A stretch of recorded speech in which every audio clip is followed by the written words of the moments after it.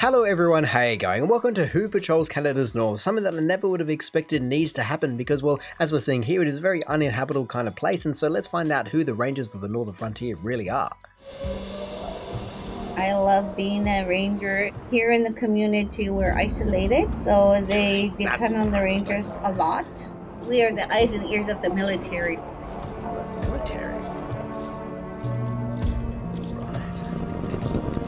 I'm Canadian Ranger, and I'm also a land technician that is protecting the land. The Canadian Rangers are unique. As a part of the Canadian Armed Forces, they provide a military presence in some of the most remote coastal and northern parts of Canada. Looks like it. The 5 Canadian Ranger Patrol groups across the country speak more than 25 different languages and dialects. Many of those are Indigenous. This reflects the fact that they represent more than 200 communities. Jeez. Well, I'm not too sure what I was expecting when I read that title, but my goodness, it was nothing to that degree. The fact that they were even just part of the military caught me off guard. I mean, it makes sense, especially given all the different, let's say, alerts and whatnot that have to be up in their Arctic Circle. But geez, to be speaking or covering 200 communities speaking 25 languages is very, very impressive. Between 5 groups, and that's it. And it just immediately leaves me with so many more questions. You know, obviously they said there was 5 groups. Do they do the same thing? What is their budget like? Because they're part of the military, so do they get a lot or do they get a little? Have they also just been established over a whole range of years and just slowly grown and grown and grown, or do they even just do the same thing or not? You know, it's pretty insane. I'm sure it's very nuanced as well. The Rangers as we know them came into existence just after the Second World War, when the Cold War between the West and the Soviet Union drew global attention to Canada's north. That's one question down. Defense planners recognized the need for military presence to protect the region. The people living in Canada's remote regions were best equipped to provide this presence. So the Rangers were formed in 1947. The Rangers cover a territory that extends across 3.8 million square kilometers. That's one of the largest areas of military responsibility in the world. Yeah.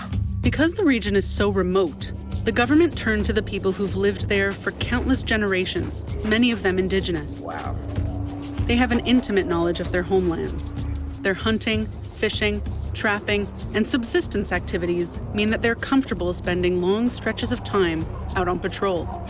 I mean, look, I can't exactly speak to how they would have been treated over the years and any problems they may have had, but for goodness sake, for once it sounds like the military and the government just used their brains and didn't just send random people up into this random environment that they have no living technique in, you know? Like they said, having generations and generations of knowledge and know-how just how to live up there, as well as just knowing the land and where to put your foot so you don't just fall through an entire ice hole, and all those kind of things would be invaluable, especially in a military point of view, and so no wonder they send them up there. It absolutely makes sense, especially as it is just such a massive amount of land. I think they said 3.4 million kilometers. Like, that is just insane to be having. I can only imagine not that many people just covering that much ground. You definitely want to know what you're doing to be up there in the first place, let alone just be able to get around and even be efficient in what you're doing, because, well, they were worried about the Russians just coming over through Alaska, I guess, and just through everywhere.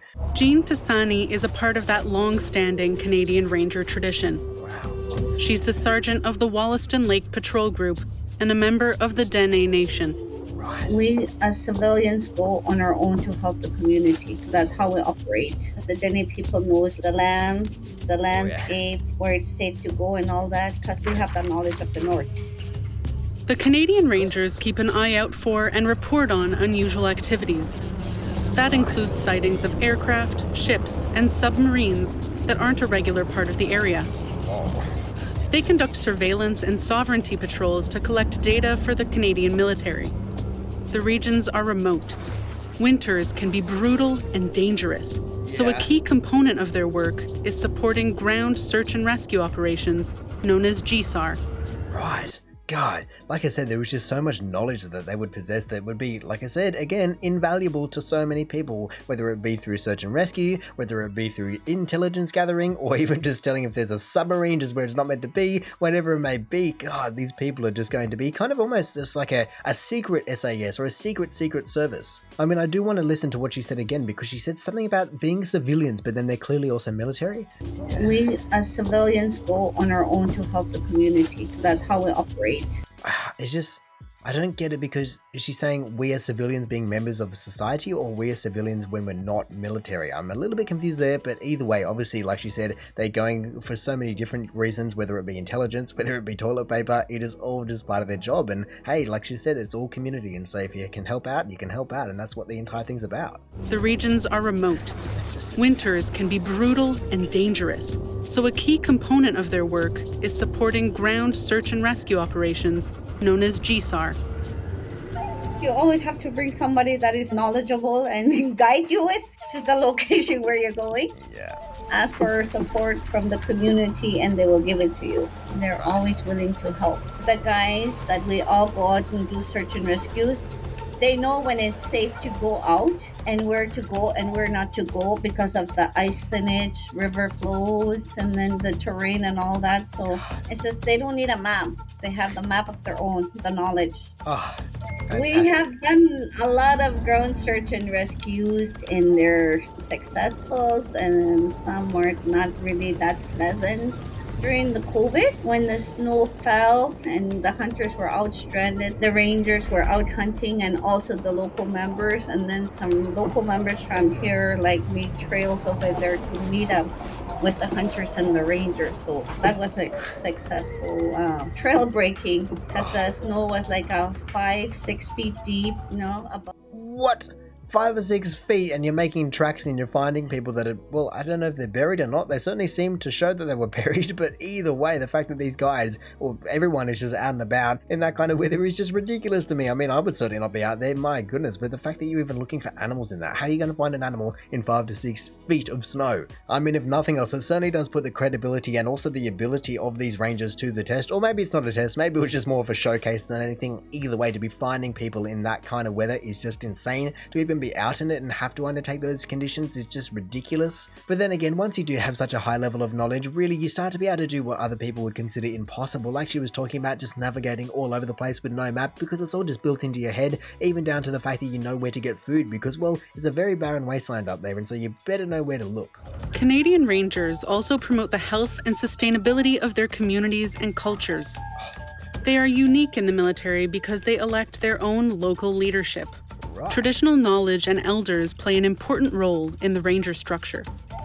Interesting. Patrol members also use ranger activities to pass along skills and local knowledge to younger members.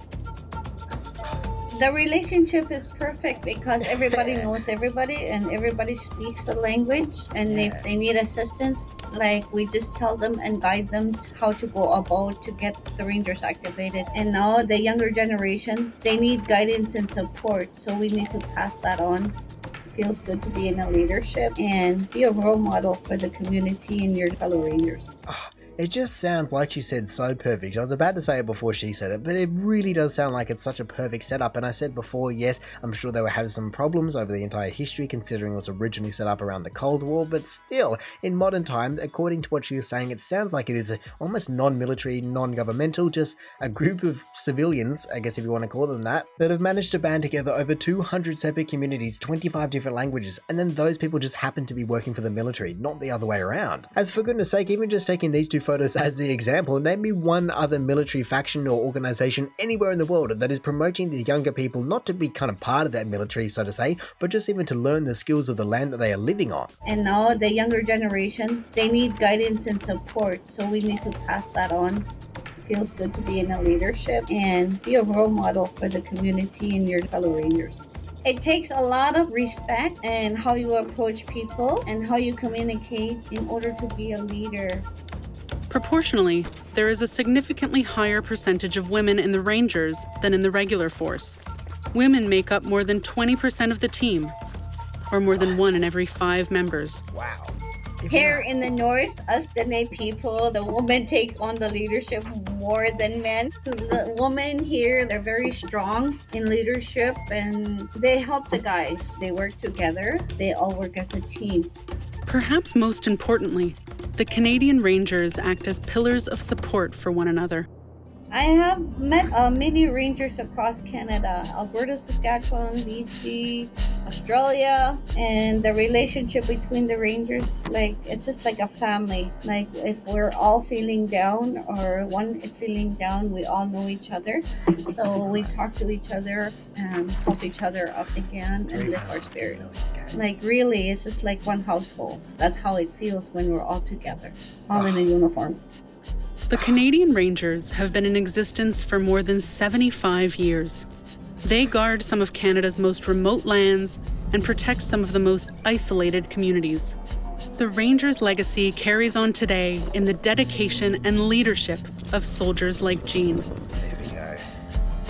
Man, that's an awesome story, but also just such a necessary story, you know? I mean, it's just such a massive part of Canada. Literally, if I can find it again, where is it? Yeah, look at this. The amount of land that these people are just traveling, traversing, and patrolling, and all those kinds of things, it's just insane. And so to never really hear about this before, it's also just insane, I think, especially given the fact that throughout this entire video, the entire thing just seems so positive. I mean, I guess they're not trying to really highlight any negative things, and I can only imagine they would have had a few over the entire course of the history of it, but my goodness, to have an official military branch that I can only assume is not exclusively Aboriginal, but just draws upon the generations and generations of knowledge of the land is just incredible. And honestly, I don't think there is anyone better suited to patrol Canada's incredible north, because not many people can do that life. But anyway, in saying that, I reckon I'm going to call it there. So thank you for watching this video. If you did enjoy it, feel free to do the YouTube algorithmic things down below. Also, if this is the first video of mine that you are watching, then make sure to go check out any other ones I've done. Also, make sure to go check out the original video down in the description below. Or hey, maybe even just want to consider subscribing so that you don't miss out on one of these in the future. But all in all, have a good one and see ya.